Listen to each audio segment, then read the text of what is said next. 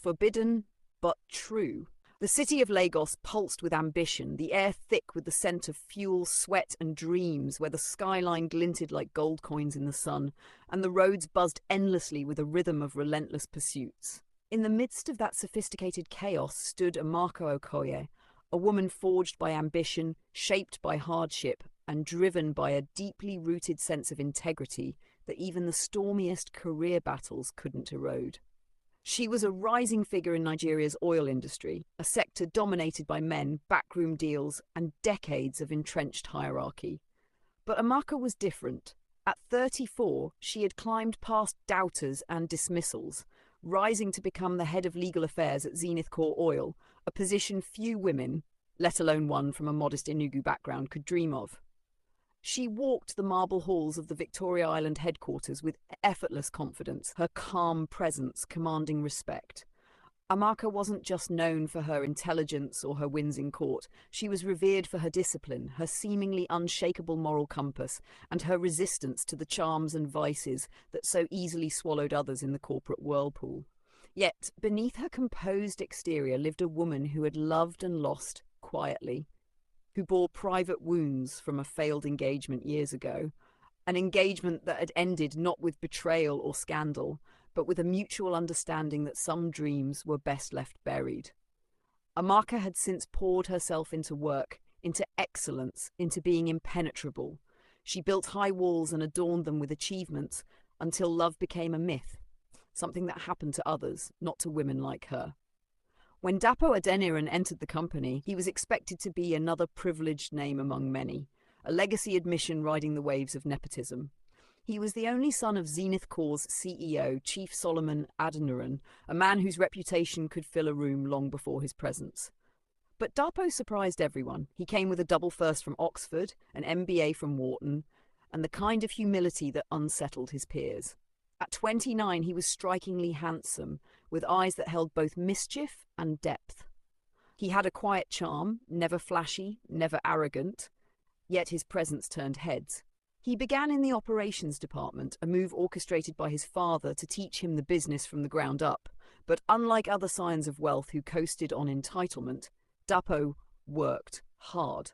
He asked questions, stayed late, listened more than he spoke. He didn't flinch from dirty field reports or unglamorous assignments, earning silent admiration even from hardened executives. It wasn't long before he caught Amaka's attention, not because of his pedigree, but because of his mind. He asked sharp questions during interdepartmental meetings, held eye contact that wasn't invasive, and had a curiosity that seemed to dig into the bones of things. Still, Amaka kept her distance. She had seen too many flirtations dressed as friendships, too many promising young men whose eyes lingered too long. But Dapo wasn't like the others.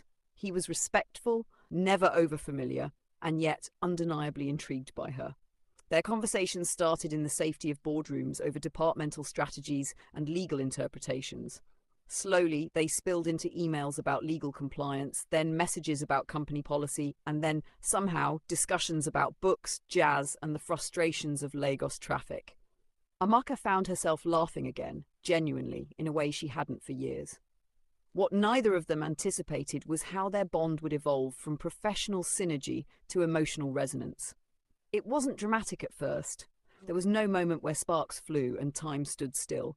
Instead, it was a slow, quiet bloom, like a melody that began in the background and slowly took center stage. They began staying back after meetings, exchanging stories under the dim lights of the company lounge, their voices low and easy.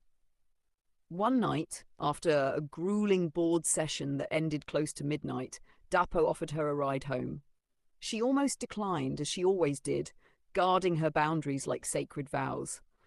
But she was tired and it was raining, and something in his tone disarmed her. That night changed everything. The drive was filled with unexpected silences that didn't feel awkward, and conversations that tiptoed dangerously close to the heart. He didn't try to impress her. He asked her about her childhood, about her fears, about what it was like to be a woman in a man's world. Amaka, against all her instincts, answered, and when he dropped her off at her gated apartment in Ikoyi, he didn't linger or ask to come in. He just smiled and said, "Thank you for trusting me with your story." That night, Amaka lay awake, staring at the ceiling, haunted by the warmth in his voice and the knowing in his eyes. She knew, even then, that a line had been crossed, one not yet visible, but inevitable. She tried to retreat, pulling back with sharp professionalism the next morning. But Dapo wasn't pushy. He respected the space she created, and perhaps that's what drew her back in, that he never chased, only waited. As weeks turned to months, the walls she had built over years began to tremble. The world outside saw them as colleagues. But in the hush of private calls and early morning texts, something deeper bloomed, something neither of them could name, yet both feared to admit. As the connection between Amaka and Dapo grew deeper, it became increasingly difficult to mask the emotional undertow that surged beneath their professional interactions. They continued to function with a veneer of formality in the presence of others, but behind closed doors, their bond evolved into something that throbbed with tension, equal parts intimacy and anxiety. Amaka struggled more than she let on. Every time Dapo's name appeared in her inbox, her breath caught slightly. Every meeting where their eyes met across the polished mahogany conference table carried with it an undercurrent of longing. Still, she clung to discipline, reminding herself that she was a senior executive, that he was the CEO's son, and most of all, that he was engaged. Yes, the world around them still viewed Dapo as spoken for. He had been in a long-standing engagement to Teniola Balogun, daughter of a powerful real estate tycoon. Their relationship had been engineered by their families, a business alliance disguised as romance, cemented by expensive dinners, public charity events and magazine covers. But Dapo never loved her. That much, he confessed to Amaka one evening as they sat in his car outside her apartment, the tension between them thick with unsaid words. "I've never looked at her the way I look at you," he said, his voice trembling with both desire and guilt. "My whole life has been planned for me, what school to attend, who to date, when to marry. But with you, none of this was planned, and yet it feels like the only real thing I've ever known." Amaka should have gotten out of the car. She should have shut the door on temptation, walked away, and left emotions to die a quiet death. But instead she sat there, eyes locked with his, heart screaming louder than her reason. And then, as if pulled by a force neither could control, he reached for her hand, and she didn't pull away. That was the moment the dam broke. In the weeks that followed, their private connection spiraled into full-blown intimacy, not just physical, but emotional, intellectual, even spiritual. They became each other's secret sanctuary, finding solace in stolen moments and whispered confessions. There were nights when Dapo would cook for her in his private residence, far from his family's prying eyes, and they danced barefoot in the kitchen to soft Afro beats, laughing like college lovers. Amaka would wake up in his arms and wonder how something so wrong could feel so profoundly right. And yet, the guilt never left. Every text, every kiss, every night spent together was haunted by a question. How long could they keep this going before the world found out? Their fear wasn't just about social judgment, it was about consequences. Amaka had worked too hard to build her reputation. A scandal could destroy her entire career. Dapo stood to lose his family's trust, his role in the company, and the privilege he'd been groomed to inherit. But more than that, they both feared what the truth would do to their hearts if they were forced apart. So, they created a world of their own, where time slowed and reality was suspended. They had code names saved in their phones, met in obscure restaurants across town, and used burner emails for messages too sensitive to leave a trail. But Lagos, for all its sprawling chaos, is a small city when it comes to secrets. Whispers travel like wildfire, and eventually shadows become visible to those who know where to look. The first crack came from a colleague, Desmond, a junior legal associate who had once nursed a crush on Amaka and now watched her every move with bitter envy. He noticed how often Dapo found excuses to stop by the legal department, how Amaka smiled more when he did, how they often left the building around the same time. Then came the photograph. A blurry image snapped by a freelance journalist who happened to spot them leaving a discreet hotel in Lekki. The angle was unclear, the lighting poor, but the resemblance was strong enough to stir curiosity. Within days, it found its way into a gossip blog. Mystery romance in corporate circles. Is Zenith Corps' heiress hunter breaking boundaries? The headline screamed. The article was filled with speculation, but it ignited a firestorm of internal scrutiny. HR launched a quiet inquiry. Chief Solomon summoned Amaka for a one-on-one meeting that felt less like a conversation and more like a silent warning. "I trust you," he said, his voice laced with gravity. "You've always been a pillar of integrity. I hope, for your sake and Dapo's, that these rumours are just noise." Amaka nodded, heart pounding, aware that the walls were closing in. Meanwhile, Teniola, Dapo's fiancée, got wind of the whispers and confronted him in a private scene that nearly made headlines. "I may not be what you want," she said, eyes glistening, "but I will not be humiliated by you." Dapo didn't respond. He couldn't. His silence told her everything. The engagement was called off quietly, but the media caught on, speculations mounted, shareholders became restless, the board demanded answers, and amid the chaos, Amaka and Dapo's haven crumbled. When the truth finally surfaced, confirmed not just by internal investigation but by a series of emails and a second, clearer photo, the backlash was immediate and brutal. Amaka was suspended without pay, pending a full review. The media pounced, framing her as the seductress who had lured a powerful heir from his path. Online opinion was split, but the damage was done. Her spotless reputation lay in ruins. Former colleagues avoided her. The executive WhatsApp group she once led went silent. Dapo didn't escape unscathed either. His father was furious, not just about the affair, but about the fallout, the headlines, the shareholder panic, the destabilizing of a carefully curated image. He was ordered to step down voluntarily for 6 months, with the option of returning if the noise died down. But Dapo didn't care about optics anymore. His heart was broken, not because he had been found out, but because he had hurt Amaka. He visited her apartment days after the suspension, bringing her favourite hibiscus tea and suya from the vendor they used to sneak off to. She didn't open the door. For days she remained isolated, her phone switched off, the curtains drawn. She had always believed in control, in boundaries, in earning respect through conduct. Now she was a headline, a cautionary tale whispered about in meeting rooms. But what hurt most wasn't the suspension or the shame. It was losing Dapo, not because he walked away, but because she felt she had to push him away to survive. Their love, once a refuge, had become radioactive. Yet, even in the silence that followed, neither could let go completely. At night, Amaka would scroll through their old messages, reading his words like scripture.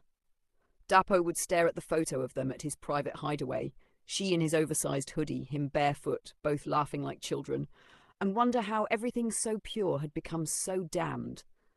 They didn't speak for months, but love, when real, does not vanish. It waits, quietly, painfully, with the kind of patience that only truth can carry.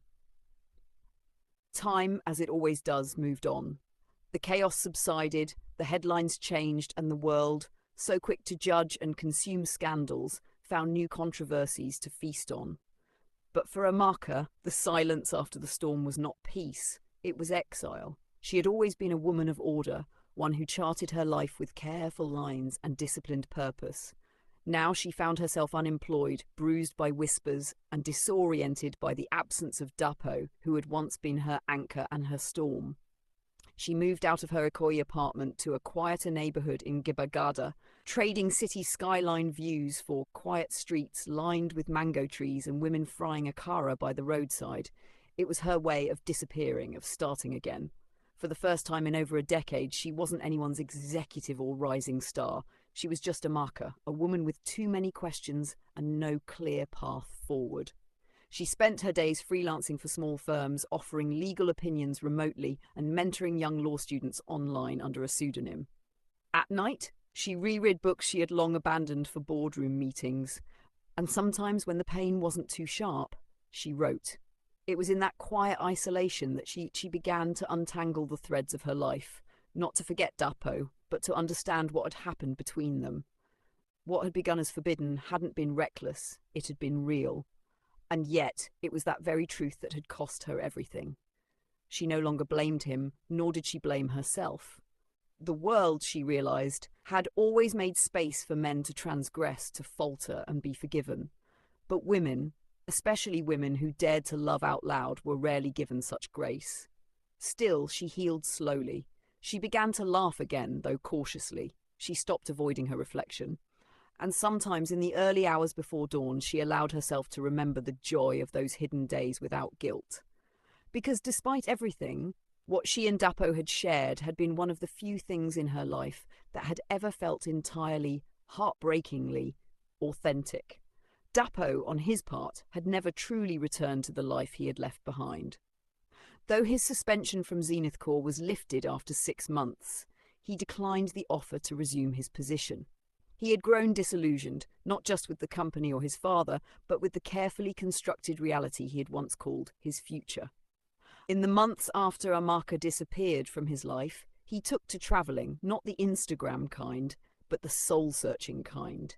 He went to Ghana first, then Morocco, then a quiet retreat in Ireland where no one knew his name or cared about his father's legacy. It was there, among strangers and sheep-dotted hills, that he began writing about Amaka, not directly, but through metaphors and essays, pages upon pages of what it meant to love without permission, to lose without closure, and to survive with one's dignity still intact. He never stopped missing her, not once. He dated briefly, well-meaning women who saw the sadness in his smile and mistook it for mystery, but his heart remained stubbornly loyal to a memory that still lived, unshakable. Eventually he returned to Lagos, not as a company heir, but as the founder of a non-profit focused on legal education and women's empowerment in corporate spaces, a tribute, silently but clearly, to the woman who had taught him what integrity looked like when the world turned against you. His father didn't approve, not at first. "You're throwing away everything we built," the old man barked one evening. But Dapo had changed. "You built it for a version of me that never existed," he replied. And with that, he walked away from legacy and expectation, choosing instead to build something of his own, quiet, purposeful, and rooted in love. Through mutual acquaintances, he kept tabs on Amaka. He knew where she lived, that she was rebuilding her life, that she was safe. But he never reached out. Not because he didn't want to, but because he believed she deserved space to heal without him complicating it. Still, every birthday he'd light a candle and whisper her name like a prayer. Every International Women's Day he'd post quotes from her old reports, never tagging her but always honouring her. And every night, before sleep, he would close his eyes and remember the exact cadence of her laugh, the way she sipped her tea, the softness in her eyes when she told him about her childhood dreams. Then came the day they met again, unexpected, unscripted, and utterly ordinary. It had been 2 years. Amaka had been invited to speak at an art and business symposium in Lekki, her first public appearance since the scandal. She almost didn't accept, but something in her stirred. The old fire, the quiet strength that had once carried her to boardrooms filled with men who doubted her.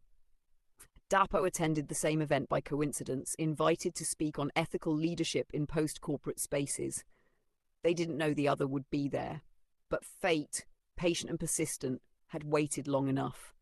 They saw each other during a panel transition across the atrium of a minimalist gallery where jazz played softly in the background. Time stilled. She was in a simple blue dress, hair in a low bun, face radiant with the poise of a woman who had survived and thrived. He wore a plain white shirt, sleeves rolled, eyes still carrying the weight of 1,000 quiet longings. For a moment neither moved.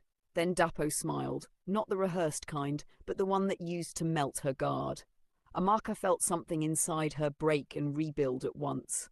They walked to each other slowly, like magnets pulling from opposite poles. No one noticed the significance of their reunion. They sat in a quiet corner of the gallery, no words at first, just silence and breath.